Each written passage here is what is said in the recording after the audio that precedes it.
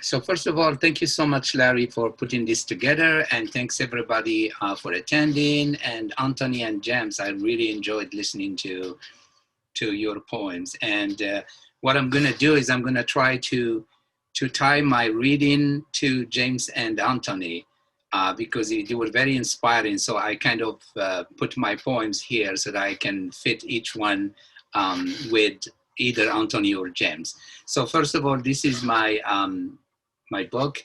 It's City Poems, and as the title says, it is like a travelogue. It's my experience with the different cities that I've visited here in US and abroad.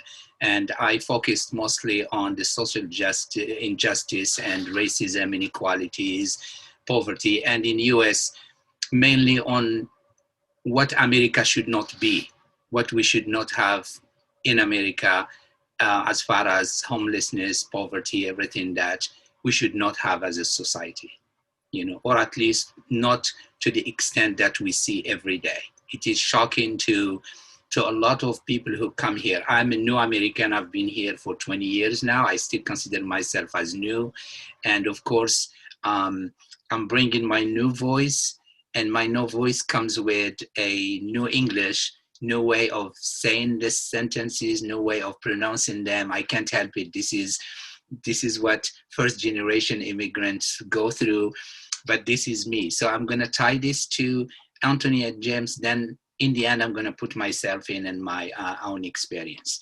So I'll start with tying my first reading to Anthony, and I'm gonna read a poem called The Power of Fiction. So Anthony mentioned art and fiction and creativity. And so this poem was inspired by a reading by Paul Auster that happened in Philadelphia a couple of years ago. In the presence of other shoes, however, they must be more circumspect, for all shoes in the story speak shoe. Paul Auster. That's a quote from his novel. He was reading to us, most of the time to himself. I listened with interest, looking at my shoes. I imagined them talking to each other. What a handsome pair we are, said one shoe to the other. The finest. The shoes noticed me and stopped talking. He went on reading, and the audience listened, not I. I lost interest. I was listening to another conversation now, that of my shoes. The audience giggled and chuckled, not I. I was listening to my shoes chatter. But just think of it. I found myself inside his novel, and it was enough for that evening, for I shall never look at my shoes the same way again.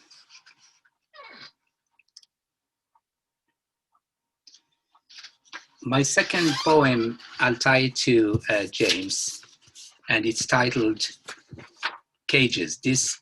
I'm mixing the poems between some from my book and my new selection. The next poem called Cages. Not far from here, in the desert, when the dust settles, footprints in the sand grow far apart. In cages, as the distant grows, childhood crushed behind bars. Concatenated fragments like offerings made to a deferred dream, cauterized. Children sit facing north. The changing of guards at the end of the day has made the human condition worthless.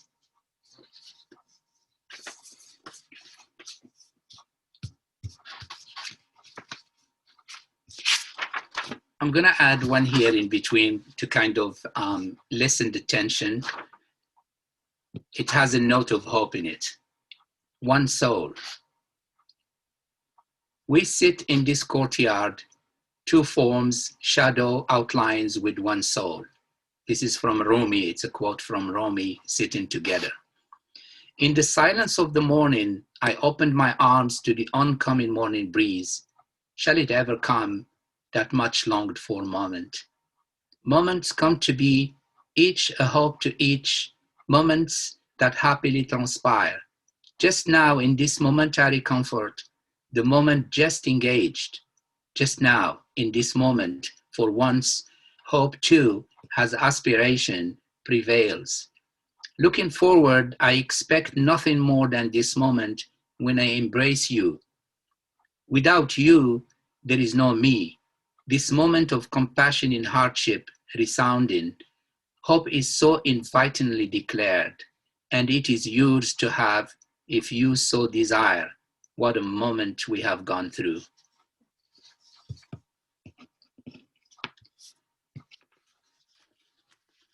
Now, I have a mixed bag of poems here. Some of them speak to me, speak of my exilic feeling, of my identity, my looking for, a new self for myself. I'm kind of reshaping myself, as I mentioned, as New American. I'm questioning things, and I'm trying to find my way through all this, new situation that we're in. Sense of absence.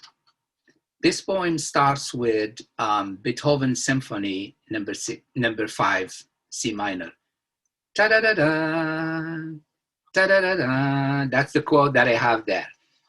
The motif is announced, has risen. It is the opening. In the evening, in the empty room next to the bookshelf, a vinyl record turns. The moment takes on a life and fills the void, and the drama intensifies in my heart. The heart aches, beats repeatedly in the empty room. It pains my heart to remember. It pains my heart to forget. The heart knows no respite as the time stole, and more often than not, by morning, it will still beat.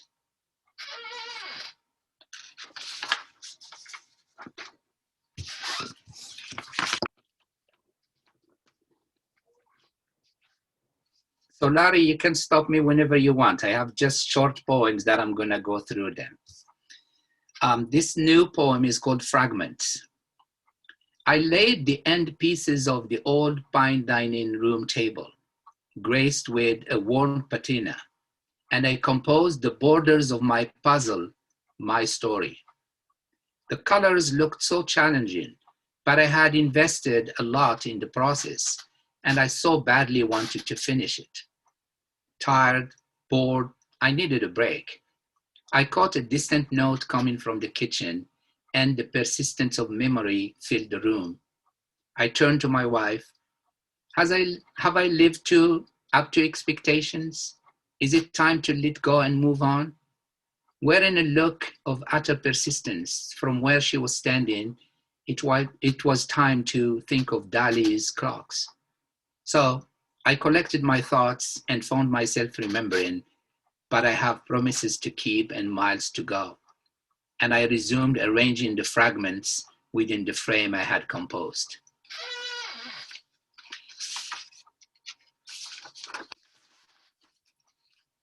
The coffee ring.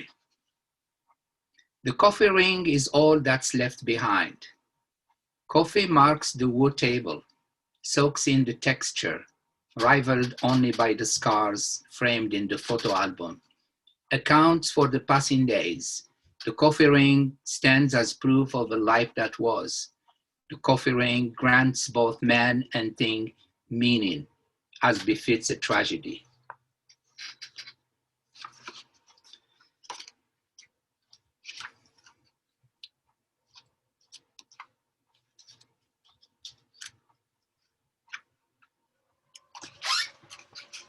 This poem here was inspired in Latvia, one of my visits to Latvia, and I was walking downtown. There was a building from the USSR era, those brick buildings, and there was a window there and a plastic flower in that window.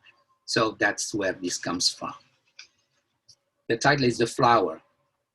If I were to die today, I'd bloom once more, to tell account of a past behind this barred window pane, in this somber building, standing silent as the world transformed.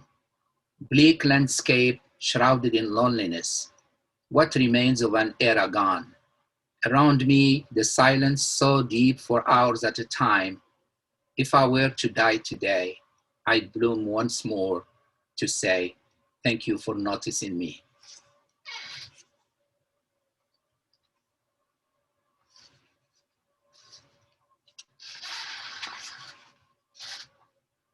On looking at a sunset painting, in front of the painting, all shrouded in silence, in loneliness, I think he found solace in his sweet time, looking at the painting.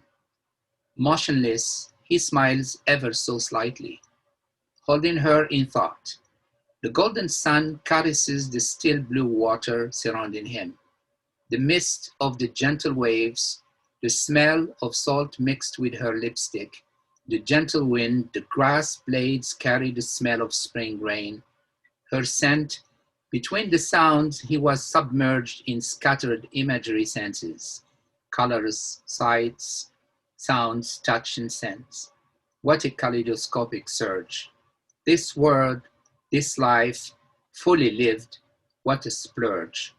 Happiness comes in all forms to dissipate the weight of the present. So, why is everything so sad endlessly?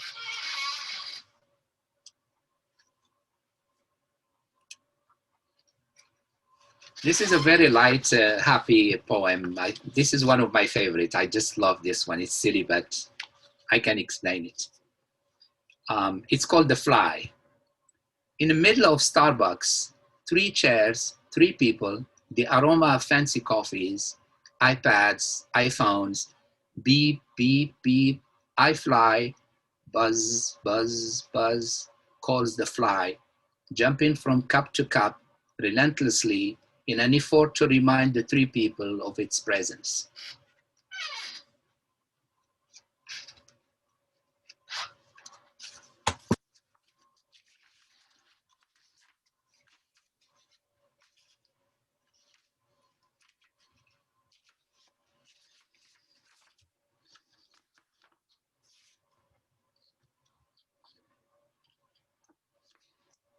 This one is, again, about my own experience. What the suitcase life taught me. The campfire kindles the starry night, sparkle by sparkle.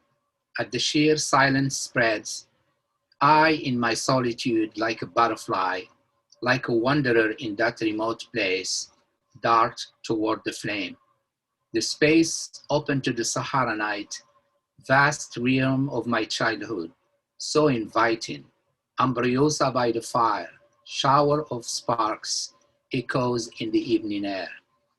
Rejoicing the lonely moon, effulgent over the dune, eroding, reshaping, being reborn by the second, I bore my eyes into the night. Like in an hourglass, I, lying on the sand, grain upon grain, began to shudder, transgressing time. Suddenly, amid the echoes of so many places, dawned on me. The wind began to gust around me, sculpting me, and reminded me that I was not the one I had been the night before, nor would I ever be the same. I was no more, nor were the way things used to be, never the same, never consistent, forever changing. And I'm going to read one last poem here. It's called the Allegory of My First Independence Day.